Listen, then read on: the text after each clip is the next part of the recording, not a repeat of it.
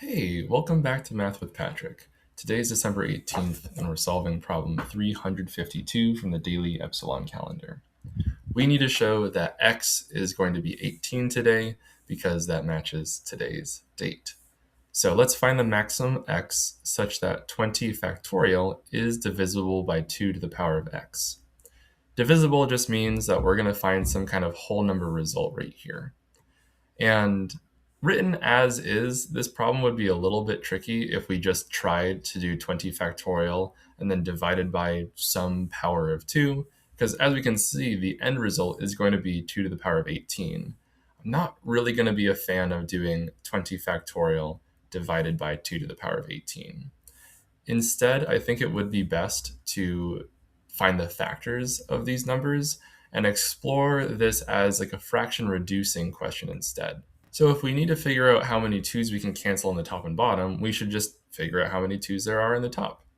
20 factorial is the same as 20 times 19 times 18 times 17 times all the numbers down to 1, all the whole numbers down to 1. And if we're trying to figure out how many 2's we can cancel out from the top and bottom, we notice that we don't really need any of the odd numbers up here because none of the odd numbers are going to give us any 2's as a factor in the top. So to solve this problem, we could just rewrite the numerator and ignore all of our odd numbers. And there aren't going to be that many even numbers, so I figure it would be nice to just write them all out. And we can count up how many 2's we have in our numerator. Starting with the number 2, we just have 1, 2. Then with the number 4, we have 2 2's, back to 1 for the 6. Now we have 2 times 2 times 2, so we have 3 2's in the 8. And there's this interesting number pattern that kind of appears when you count how many 2's we have as factors for these numbers. Like, it's like 1, 2, 1, actually 1, 2, 1, 3, 1, 2, 1. And then by the time we've done this, now we're at 4, and we've found our next biggest number.